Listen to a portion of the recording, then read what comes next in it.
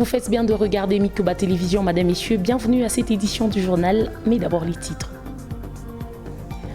Le port du masque a été rendu obligatoire sur l'étendue de la province du Lualaba il y a d'ici là 5 jours par le gouverneur Richard Mouyej. Sur les terrains, ces ports de masques sortent de l'ordinaire. Les uns les portent pour décorer les visages et les autres pour se protéger. Vous aurez plus de détails dans ce journal avec Jack Mayumpa. Dernière ligne droite sur les chantiers du tunnel des Kolwezi, l'ingénieur qui dirige ces travaux affirme que cet ouvrage est les résultats des plusieurs efforts et de la persévérance. L'ouvrage sera prêt d'ici la fin de la semaine. C'est tout pour les titres.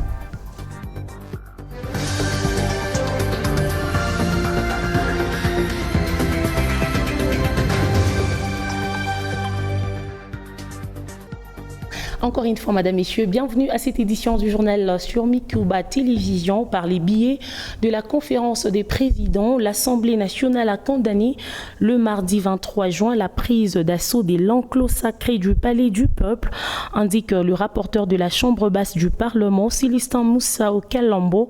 En fait, le mardi, le Palais du Peuple, siège du Parlement, a été une fois de plus envahi par des manifestants dans la mi-journée.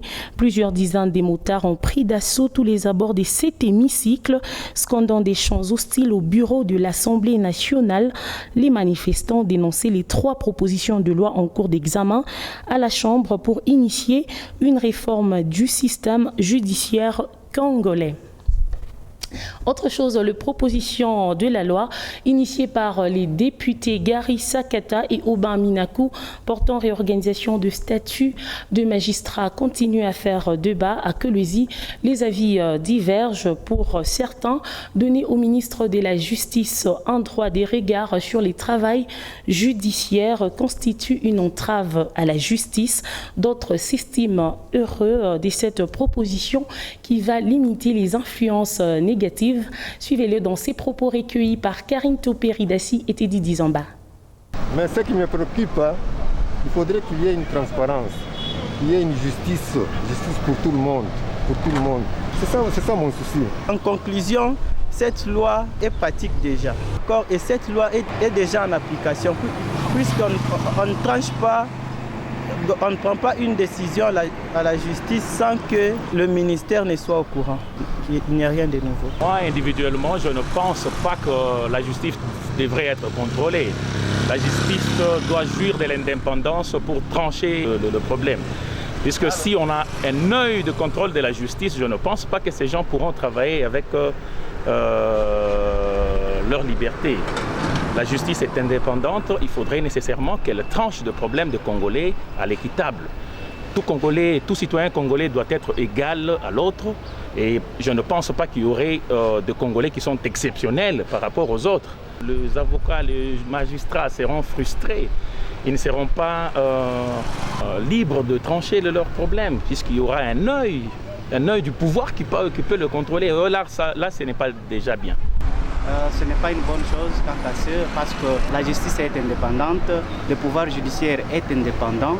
Alors comme le pouvoir judiciaire est indépendant, il n'est pas question que le gouvernement puisse faire l'interférence dans des jugements.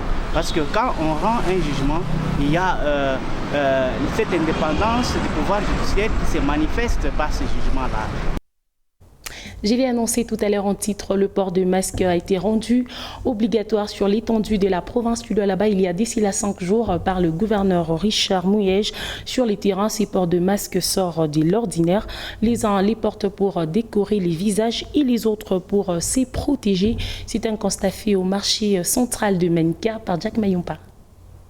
Nous sommes au marché central de Manika. Ici, le port de masque sort de l'ordinaire, 5 jours après la déclaration du port obligatoire sur l'étendue de la province du Lualaba par le gouverneur Richard Mouyej. Ce mardi 23 juin, il se constate que le port de ces derniers est devenu pour les uns un décor de visage et pour d'autres un moyen de se protéger.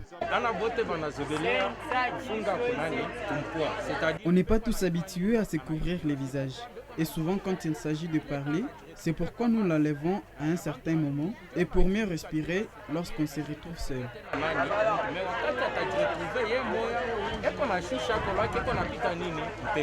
Je transpire beaucoup. Voilà pourquoi par moment je l'enlève pour mieux respirer. De l'autre côté, c'est les problèmes d'âge qui justifient cette nouvelle façon de porter le masque, comme pour cette vendeuse de légumes.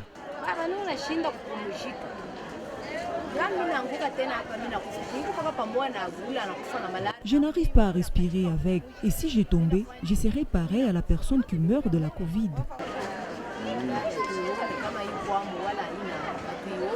Le port de masque est l'un des moyens qui empêche la propagation de la pandémie à coronavirus, d'où il s'avère nécessaire de porter son masque dans les lieux publics. Rendons-nous à présent dans la province du Haut-Katanga, précisément à Lubumbashi, où les exploitants, taxis, motos et les marchands ambulants ont paisiblement opéré au centre-ville de Lubumbashi le mardi 23 juin 2020. Encore un bras de fer jusque-là perdu par les maires. Sa décision interdisant le motocycliste et les marchands ambulants d'exercer au centre-ville a tout simplement été ignorée. Ida Chiléo depuis Lubumbashi. Bintou, maire de la ville Konasema, m'a tracassé. Maire de la ville, Aritukuta, au centre-ville, tout on a tout. Moto, il y a un problème au centre-ville. Partout, on m'a payé étranger, ma moto on a tombé, on a circulé, ma province ah, si tu as montar, hein? Et quand tu as tombé à moto, Joe ina touriste, ina tuna kura njoo ya hii kazi. Babibi bena vala njoo ya hii kazi. Sasa kama tunayacha, tutatafutia kazi nyingine huko. Encore un arrêté du maire de Lubumbashi qui, jusque-là, n'a eu d'effet que sa lecture. Une fois de plus, Guilain Robert Lubaba Boulouma a récemment pris la décision interdisant le marché des pirates et la circulation des taxis motos au centre-ville de Lubumbashi de ce lundi 22 juin 2020. Une décision absolument non respectée. Le message de M. maire de la ville de Lubumbashi, que non, il ne fait plus voir les motards ou la moto circule au sein des centres-villes. Mais ce qui nous pousse de résister, rester au sein du centre-ville, c'est manque à quoi faire encore.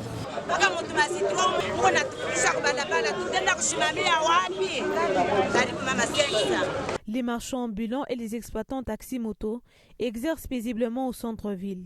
Même devant l'hôtel de ville, les taxis-motos vont et viennent.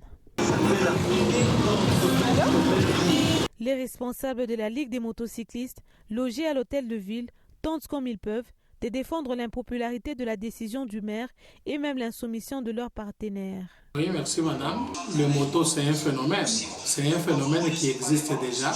Nous sommes en train de lutter avec ce phénomène qui existe. Je sais que l'autorité a interdit, même si vous voyez la présence de motos au centre-ville. Le transport, l'exploitation des taxis motos centre-ville ne signifie pas que un privé qui quitte de la Ouachi vers Matipicha ne peut pas transiter par centre-ville si c'est le Mansi qui a comme moyen de transport sa moto privée. Non. Ce qui confond l'opinion dans cette décision du premier citoyen de la ville est qu'il y a toujours eu cette décision interdisant les activités des marchands ambulants et les taxis motos. Le maire signe de nouveau un arrêté déjà signé par lui-même depuis quelques mois et qui n'a jamais été abrogé. Parlons infrastructure dans ces journaux, dernière ligne droite sur les chantiers du tunnel de Kolwezi. L'ingénieur qui dirige ces travaux affirme que cet ouvrage est les résultats des plusieurs efforts et de la persévérance. L'ouvrage sera prêt d'ici la fin de la semaine. Linda Kalenga Mugango. Amorcé pour rendre fluide la circulation, l'élargissement du tunnel touche à son terme. À ce jour, l'équipe commise à ces travaux est à la dernière étape. Cet ouvrage d'une capacité d'environ 100 tonnes sera remis au gouvernement d'ici peu, comme l'affirme l'ingénieur Thomas Lufupa, chef des chantiers. Nous évoluons très bien. D'ici samedi, je pense qu'on aura tout terminé. Donc ce qui nous restait comme l'asphalte, on termine aujourd'hui. Des petites finitions, là on est en train de les faire. Ce qui va nous prendre un peu de temps jusqu'à arriver même samedi, c'est les plaquettes qu'on est en train de construire. Ça va nous prendre un peu quelques 4 jours pour terminer. Mais d'autres travaux, en tout cas, c'est déjà fini. La barricade, on a fait. Les garde-fous, c'est déjà fait. On est en train de peindre. On est en train de placer les séparateurs, les bordures. Je pense qu'à la fin de la semaine, nous aurons déjà terminé. Pour être inauguré d'ici le 30 juin 2020, Cette réalisation est l'œuvre d'un ingénieur congolais. Ce dernier a loué la bravoure de son équipe qui aurait dû abandonner le chantier suite à de nombreuses difficultés, notamment les menaces d'érosion. C'est grâce au financement du gouvernement provincial du Lualaba que ces bijoux a vu le jour. Et dans les secteurs de transport, après 5 jours d'arrêt du trafic de personnes entre le Lualaba et la province du Haut-Katanga sur ordre du gouverneur Richard Mouyège pour limiter la propagation du coronavirus, c'est le mardi 23 juin que la situation est revenue à la normale dans les agences de transport. Un engouement a été observé dans l'avant-midi. C'est un constat fait par Ephraim Mounonga. Depuis 5 jours, on pouvait remarquer plein de bus dans le garage des agences de transport à Kolwezi à cause des mesures prises par les autorités d'interrompre le trafic de personnes entre la province du Lualaba et le Haut-Katanga pour lutter contre la pandémie de coronavirus. Le moratoire du gouverneur a expiré le lundi 22 juin et le trafic a repris ce mardi 23 juin. À 9h déjà, les agences avaient évacué plus de 10 bus chacune, mais l'engouement était toujours là et le passager était impatient de voyager. Tu sais, il y a beaucoup de gens qui font du commerce, il y a des gens qui font des affaires. Avec ces mesures ici, beaucoup de gens ont été pénalisés. Bon, enfin, c'était quand même bien, c'était pour l'intérêt de la population, pour question de nous protéger aussi contre cette maladie qui sévit le pays. C'était une mesure salvatrice. Bon, maintenant que la mesure est levée, vous voyez que tout le monde veut rentrer à Lubumbashi, tout le monde veut aller faire ses affaires. L'ambiance est bonne, sauf que nous sommes impatients par rapport à l'attente. Nous qui avons les tickets de Kasumbalesa, c'est programmé 9h30. Mais les 9h30 est déjà passé. Jusque-là, on n'a pas encore voyagé. Un responsable d'une agence de transport nous avoue ne pas être en mesure de contenir cet engouement. Vous voyez les bus qui viennent d'arriver ici. On a programmé les bus qui pourraient quitter au moins à 8h30. Mais nous avons ici les gens même de 12h. Donc les bus de 12h est aussi plein. À mesure, avec le nombre de bus que nous avons, oui. Mais il faut qu'au moins les gens soient patients. Mais le problème est que vous savez, avec la mesure de 29 passagers dans les bus, on avait 14 bus ici le matin. Mais arrivé 6h, on a évacué tous les bus. Les 14 bus. Or, 14 bus pourraient embarquer plus de 700 personnes. Mais les 14 bus, ça a pris au moins de 300 personnes. Si les ports de masque étaient respectés par la majorité des clients, cela n'a pas été le cas pour la distanciation physique. Et puis en nouvelle, le ministre de la Communication et porte-parole du gouvernement, Jolino Makelele, a annoncé le mardi 23 juin que le déconfinement de la commune de la Gambé sera effectif à partir du lundi 29 juin. Cette mesure a été prise à l'issue d'une réunion conduite par le Premier ministre Sylvestre Ilunga Ilunkamba avec les différents acteurs impliqués dans la gestion de la pandémie à coronavirus. Jolino Makelele précise que les activités concernées par cette réouverture sont les magasins, les banques, les entreprises des télécommunications, les sièges sociaux, les établissements publics, services publics, administrations publiques, les sociétés commerciales et industries, les restaurants et cafés. Pour finir, le tribunal des grandes instances de Kinshasa-Gambé a condamné le mardi 23 juin les directeurs généraux de l'OVD, Benjamin Wenga, et celui des Fonaires Fulgence Lebota Bamaros à 3 ans de travaux forcés. Ils ont été reconnus coupables des détournements des deniers publics. Pour sa part, Modeste Makabouza, patron des sociétés congolaises des constructions Sokok, a écopé d'1 an de travaux forcés. Lui, à son tour, est reconnu coupable des complicités des détournements.